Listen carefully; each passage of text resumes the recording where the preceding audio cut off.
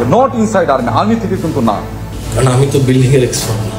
Tiles just মনকে মন কাগজ পুরানো হয় সব জায়গায়, ডিজিএফআই বলেন। Destruction of evidence is itself a criminal offense. দেশের সবচেয়ে আলোচিত বিষয় এখন ডিজিএফআই ও সেনাবাহিনী। সম্প্রতি গুম, খুন, অপহরণ সহ মানবতা বিরোধী অপরাধে 30 জনের বিরুদ্ধে গ্রেপ্তারি পরোয়ানা জারি করেছে আন্তর্জাতিক অপরাধ ট্রাইব্যুনাল।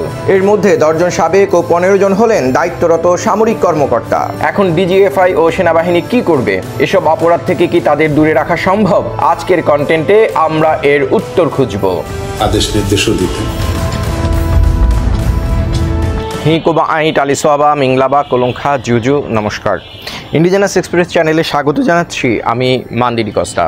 11 অক্টোবর সেনাবাহিনী সংবাদ সম্মেলনে জানিয়েছে অভিযুক্ত সেনা কর্মকর্তাদের সেনা হেফাজতে রাখা হয়েছে। তবে 14 অক্টোবর এক বিবৃতিতে এই সিদ্ধান্তকে সাংবিধানিক অঙ্গীকার ও আইনের সমান প্রয়োগের মানদণ্ডে প্রশ্নবিদ্ধ বলে মন্তব্য করেছে ট্রান্সপারেন্সি ইন্টারন্যাশনাল বাংলাদেশ। দ্রুত এই বৈষম্যমূলক সিদ্ধান্ত প্রত্যাহারের দাবিও জানিয়েছে টিআইবি। এদিকে জাতিসংঘের মানবাধিকার কমিশনের প্রধান ভলকার তুর্ক 15 অক্টোবর এক বিবৃতিতে বলেছেন, সেনাবাহিনীর উচিত এই আটক কর্মকর্তাদের দ্রুত একটি যোগ্য বেসামরিক আদালতে হাজির করা, যাতে ন্যায়সঙ্গত ও স্বচ্ছ বিচারিক প্রক্রিয়া নিশ্চিত করা যায়। আন্তর্জাতিক আইনে নিশ্চিত করা সর্বোচ্চ ন্যায় বিচারের মানদণ্ড ও প্রক্রিয়াগত স্বচ্ছতার প্রতি পূর্ণ শ্রদ্ধা প্রদর্শনেরও আহ্বান জানান তিনি। সংবেদনশীল ও গুরুত্বপূর্ণ মামলাগুলিতে ভুক্তভোগী ও সাক্ষীদের সুরক্ষা নিশ্চিত করতে হবে বলেও উল্লেখ করেন তিনি। আর এই ঘটনায় গুজব, পাল্টা গুজব, আলোচনা, সমালোচনা, বিপ্লব, পাল্টা বিপ্লব, কু পাল্টা কুতে সোশ্যাল মিডিয়া ভরপুর। প্রিয় দেশবাসী, আসসালামু আলাইকুম। আজকে সেনাবাহিনীর 46 ব্রিগেডে এক ধরনের অস্বাভাবিক মুভমেন্ট লক্ষ্য করা গেছে। আশঙ্কা করা হচ্ছে সেনাবাহিনীর একাংশ থেকে একটা কুয়ের প্রচেষ্টা চলছে। প্রিয় দেশবাসী, এই মুহূর্তে ফ্রান্সের রাজধানী প্যারিসে একজন লোক ইনসমনিয়ায় আক্রান্ত হয়ে উন্মাদের মতো প্রলাপ বকছে। এই উন্মাদের কাছ থেকে আপনারা নিজেকে রেহাই করে রাখুন। এদিকে সেনাবাহিনী বলছে তারা ন্যায় বিচারের পক্ষে থাকবে। We are for the justice, will stand for the justice and no compromise with the justice. এমন মানবতা বিরোধী কর্মকাণ্ডে সেনাবাহিনী জড়িত নয় বলেও জানিয়েছে প্রতিষ্ঠানটি। আমাদের অফিসার হয়তো র্যাবে ছিল, হয়তো ডিজিএফআইতে ছিল, ইত্যাদি জায়গা থেকে, নট ইনসাইড আর্মি, আর্মি থেকে কিন্তু না। আপনি এটাও একটু ক্লিয়ার করে নিন যে এই আমাদের অফিসার যাদের সংক্রান্ত এই যে 15, 16, 17 জন যাদের কথা বললাম, এই সবগুলো যে ঘটনা যেগুলো বলা হচ্ছে সেগুলো ছিল তারা আইদার র্যাবে ছিল অথবা ডিজিএফআইতে ছিল ইত্যাদি। তাহলে সংবাদ সম্মেলন তো সেনাবাহিনী নয়, ডিজিএফআই এর করার কথা ছিল। আর আওয়ামী লীগ সরকারের 16 বছরে কি শুধুমাত্র এরাই জড়িত ছিল? এর তদন্ত ও বিচার হওয়াও জরুরি। এদিকে ঢাকা সেনানিবাসের আয়নাঘরের অনেক আলামত নষ্ট করা হয়েছে। 5 আগস্ট পরবর্তী অত্যন্ত দ্রুততার সাথে প্রচন্ড লেভেলে এভিডেন্স ডিস্ট্রাকশন হয়। Destruction of evidence is itself a criminal offense. Just মনকে মন কাগজ পুরানো হয় সব জায়গায়, ডিজিএফআই বলেন, র্যাব ইন্টেলিজেন্স বলেন, এনএসআই বলেন, সব জায়গায় এভিডেন্স পুরানো হয়। তারপরে বিভিন্ন জায়গায় এই ধরনের পুরো এন্টায়ার বিল্ডিং এর স্ট্রাকচার পরিবর্তন করে ফেলা হয়। একটা সিঁড়ির পাশে যখন এই মার্কটা থাকে, what does it indicate, do you think? কারণ আমি তো বিল্ডিং এর এক্সপার্ট। টাইলস, এই সিঁড়ি টাইলড ছিল। আচ্ছা, এই প্রশ্নটা আমার মনে আছে ওনাদের মোটেও পছন্দ হয় না, কারণ ওনারা এত বড় বড় কর্মকর্তা, আমরা জিজ্ঞেস করছি টাইলস কই, কথার তো কোনো মানে নাই। এতে জড়িতদের বিচারের আওতায় আনাও জরুরি। ডিজিএফআই এর কর্মকর্তারা বিচার বহির্ভূতভাবে যেসব অপরাধ সংগঠিত করেছে, কোনো কোনো ক্ষেত্রে তা পৃথিবীর কুখ্যাত সন্ত্রাসী সংগঠনকেও ছাড়িয়ে গেছে। সেনাবাহিনীর একটা ক্যাম্প আছে ওই ব্রিজের গোড়ায়, সেখানে সুন্দরবন থেকে একটা ট্রলার নিয়ে আসা হয়েছিল, দস্যুদের কাছ থেকে উদ্ধার করার ট্রলার, যেটা জেনারেল জিয়াউল হাসানের টিম এটা এনেছিল। এবং পরবর্তীতে আমরা জেনেছি যে জিয়াউল হাসানের প্রত্যক্ষ তত্ত্বাবধানে অনেক মানুষকে ওখানে নিয়ে যাওয়া হতো রাতের গভীর রাত্রে। এখানে এনে শুট করে এখান থেকে ফেলে দিবে, তো গুলি করে মেরে ফেলার পরে পেটটা চিরে দেওয়া হতো এবং বডির সাথে সিমেন্টের বস্তা বেঁধে দেওয়া হতো বা ইটের বস্তা, যাতে ওনাদেরকে যখন ধাক্কা মেরে নদীতে ফেলে দেওয়া হচ্ছে তখন তারা ডুবে যেতেন। র্যাবের মতো ডিজিএফআই কি এজন্য প্রকাশ্যে জাতির কাছে ক্ষমা চেয়েছে? এর আগে র্যাবের মধ্যে সেনাবাহিনী থেকে আসা ব্যক্তিরাই মানবতা বিরোধী অপরাধের সাথে বেশি জড়িত ছিল, যেমন নারায়ণগঞ্জের 7 খুন। বিগত সময়ে যেটা 2009 থেকে 2024-এর 5 আগস্ট পর্যন্ত আওয়ামী লীগ শাসন আমলে যেটা হয়েছে, আমরা দেখেছি তারা সবসময় একটা বয়ান দিত যে বাংলাদেশে কখনোই গুম হয় নাই। এটা শুধু শেখ হাসিনার মন্ত্রিসভায় অনেক মন্ত্রীরা অহরহ বলেছেন এবং নিরাপত্তা বাহিনীর প্রধানরাও বলেছেন। নিরাপত্তা বাহিনী কিংবা আমাদের কোনো গুমের সঙ্গে তারা সংশ্লিষ্ট নয়। ডিজিএফআই এর গঠন কাঠামোর কারণে চাইলেই এটিকে সন্ত্রাসী বাহিনীর মতো ব্যবহার করা যায়। তাদের বরাদ্দ ও খরচের খাত জানার উপায় নেই। মিডিয়াকে নিয়ন্ত্রণ করার পাশাপাশি সাংবাদিকদের নিয়মিত বা এককালীন মোটা অঙ্কের অর্থ দিয়ে নিজেদের অবৈধ এজেন্ডা বাস্তবায়নের গুরুতর অভিযোগও আছে ডিজিএফআই এর বিরুদ্ধে। মিডিয়াকে আইনশৃঙ্খলা রক্ষাকারী বাহিনী, র্যাব, ডিজিএফআই, বিভিন্ন গোয়েন্দা সংস্থা তাদের মতো করে ব্যবহার করেছে।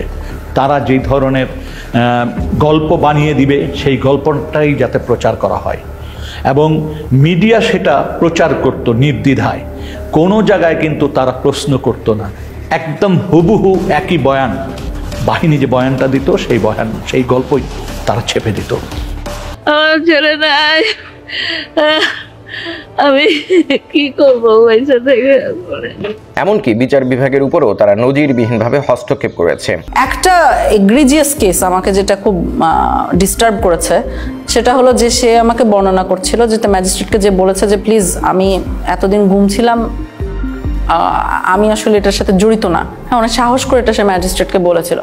ম্যাজিস্ট্রেট তখন যে পুলিশ সাথে নিয়ে গিয়েছিল, পুলিশকে ডেকে বলেছে এই যে দেখেন কি বলছে, তখন তাকে বাইরে নিয়ে যাওয়া হয়। সিএম কোর্টের বারান্দায়, এটা সময় 8তলা বা 9তলায় কিছুক্ষণ আমাকে মারধর করলো।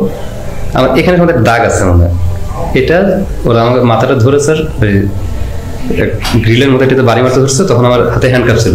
তো আমি মাথাটা বাঁচানোর জন্য আমি এটা যখন আনছি তখন আমার এখানে পড়ছে। তাই আমি নিচে ফেলে পাড়াইলো, কিছুক্ষণ মারলো, অনেক চিৎকার চেঁচামেচি করতেছিলাম, কারণ আমি হচ্ছে কেউ তো আসলো। যখন চিৎকার চেঁচামেচি করতেছি তখন ম্যাজিস্ট্রেট আয়োকে ডাকা পাঠাইছে যে এত আওয়াজ করতেছেন কেন। আর মানে কি বলবো, এটা অবিশ্বাস্য বিষয়। আমি প্রশাসনকে কাছ থেকে দেখছি আর আমি অবাক হয়েছি যে আসলে পুরোটাই একটা system. Most of the judges were at the beck and call of the high command of the then ruling party. That's why they did not dare to take any effective steps against the enforced disappearances of the victims or abduction of the victims. গোয়েন্দা সংস্থাগুলো সম্পর্কে জাতিসংঘ যেসব সংস্কার প্রস্তাব দিয়েছিল সেগুলো বাস্তবায়নে ডিজিএফআই এর বাধা দেওয়ার লক্ষণ স্পষ্ট। পাশাপাশি মানবতা বিরোধী অপরাধের সিস্টেম বজায় রাখা এবং জবাবদিহিতার বাইরে থাকার প্রবণতাও স্পষ্ট। সেই বাহিনীর সদস্যরা যারা এই অপরাধের সাথে যুক্ত ছিল তারা কিন্তু তাদের একটা বড় অংশ কিন্তু এখনো এই কাঠামোগুলিতে অবস্থান করছেন। তারপরে যাদেরকে চিহ্নিত করা গিয়েছিল প্রাথমিকভাবে তারা কিন্তু পালিয়ে গেছেন। যখন অ্যারেস্ট ওয়ারেন্ট বের হয় তখন কিন্তু তারা অনেকেই দেশে ছিলেন, কিন্তু পাসপোর্ট না থাকা সত্ত্বেও ওয়ারেন্ট বের হওয়ার পরপরই অনেক ঊর্ধ্বতন কর্মকর্তারা দেশ ছেড়ে পালিয়ে যায়। আওয়ামী লীগ যেমন মুক্তিযুদ্ধের চেতনার নামে সারা দেশে দুর্নীতি ও ত্রাসের রাজত্ব কায়েম করেছিল, ডিজিএফআই ও সেনাবাহিনীর বহু সদস্য সেভাবে দুর্নীতি ও ত্রাসের রাজত্ব কায়েম করেছিল। এর দায় কি সেনাবাহিনী এড়াতে পারে? আর ঢাকার সেনানিবাসের ভেতরে ডিজিএফআই এর হেডকোয়ার্টারে বসে ভারতীয় গোয়েন্দা সংস্থা র যেভাবে অবৈধ কার্যক্রম চালিয়েছে তাতে সেনাবাহিনী ও ডিজিএফআই এর দেশপ্রেম ও গর্ব দুটোই ধূলিসাৎ হয়ে গেছে। অথচ সেনাবাহিনীর বিবৃতি, বক্তব্য ও কাজের সাথে মিল পাওয়া যাচ্ছে না। তারা বরং নিজেদের সম্মান, অহংকার ও অভিজাততন্ত্র রক্ষার জন্য অত্যন্ত সোচ্চার। অতীতেও বাংলাদেশ সেনাবাহিনী অনেক বিতর্কিত ও ন্যাক্কারজনক কর্মকাণ্ডে জড়িত ছিল। সাবেক প্রেসিডেন্ট শেখ মুজিবুর রহমান ও তার পরিবার এবং প্রেসিডেন্ট জিয়াউর রহমানকে সেনা সদস্যরাই হত্যা করেছিল। সামরিক অভ্যুত্থানের মাধ্যমে 2 বার ক্ষমতা দখল করেছিল সেনাবাহিনী। পলিটিক্যাল ইসলাম মানেই ধ্বংস, আর সেই ধ্বংসের কাজটি সাবেক 2 সেনা শাসক ও প্রেসিডেন্ট জিয়াউর রহমান এবং হোসেন মোহাম্মদ এরশাদ সংবিধানে বিসমিল্লাহ ও রাষ্ট্রধর্ম ইসলাম অন্তর্ভুক্তির মাধ্যমে সাংবিধানিকভাবে করে ফেলেছেন। আর সেই ধ্বংসযজ্ঞ ও বিশৃঙ্খলা এখনো চলছে।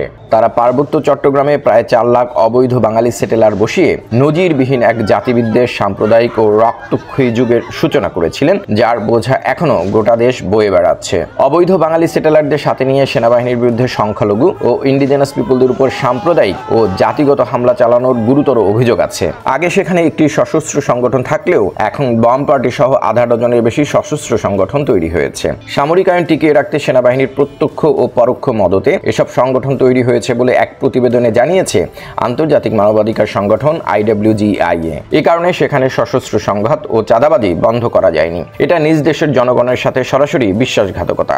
এছাড়া ইন্ডিজেনাস পিপলসের ভূমি দখল করে হোটেল, মোটেল, পর্যটন কেন্দ্র, ব্যবসা প্রতিষ্ঠান নির্মাণেরও গুরুতর অভিযোগ রয়েছে জাতিসংঘের সর্বোচ্চ শান্তিরক্ষী প্রেরণকারী এই বাংলাদেশ সেনাবাহিনীর বিরুদ্ধে। একটা ইন্ডিজেনাস অধ্যুষিত এলাকায় দীর্ঘদিন এভাবে সামরিকায়ন জারি রাখা আন্তর্জাতিক মানবাধিকারের সুস্পষ্ট লঙ্ঘন। বাংলাদেশ সেনাবাহিনী ঢাকঢোল পিটিয়ে যেভাবে নিজেদের গর্বিত দেশপ্রেমিক হিসেবে প্রচার করে, সেভাবে তাদের ইতিহাস কিন্তু ততটা উজ্জ্বল না।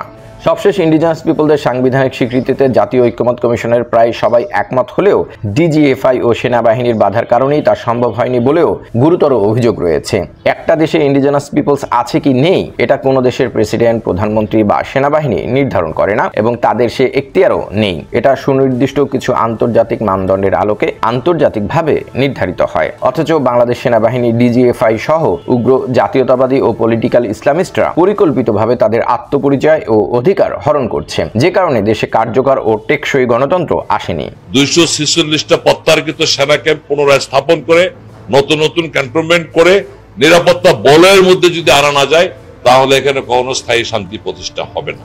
এছাড়া রোহিঙ্গা সশস্ত্র সংগঠনগুলোকে সমর্থন ও প্রশিক্ষণ দেওয়ার অভিযোগও নিরাপত্তা বাহিনীর বিরুদ্ধে আসছে, যেটা মারাত্মক বিপজ্জনক। এটা আঞ্চলিক যুদ্ধের ঝুঁকি তৈরি করছে, কারণ আরাকান আর্মি রোহিঙ্গাদের ফিরিয়ে নেওয়ার ব্যাপারে ইতিবাচক ছিল, কিন্তু সেই সম্ভাবনা ভবিষ্যতে দুরাশায় পরিণত হবে। এর আগেও কমিউনিস্ট চরমপন্থীদের দমন করার জন্য সরকার বাংলা ভাইদের মতো জঙ্গিদের ইন্ধন দিয়েছিল। পরে তারা গোটা দেশে ত্রাসের রাজত্ব কায়েম করেছিল। পলিটিক্যাল ইসলামের মাধ্যমে খুব সহজেই জঙ্গিবাদ তৈরি হয় এবং তারা ম্যাসাকার তৈরি করে। পার্বত্য চট্টগ্রামে জঙ্গিবাদ ছড়িয়ে পড়লে ভারত পাকিস্তানের মতো বাংলাদেশেও সার্জিক্যাল স্ট্রাইক চালাতে একটুও দ্বিধা করবে না, আর তখন খুব সহজেই পার্বত্য চট্টগ্রাম বাংলাদেশ থেকে আলাদা হয়ে যেতে পারে। সেনাবাহিনী ও ডিজিএফআই এর একের পর এক ভুল সিদ্ধান্তে জটিল সমস্যা তৈরি হচ্ছে। এভাবে চলতে থাকলে সামনে ভয়াবহ বিপর্যয় অপেক্ষা করছে।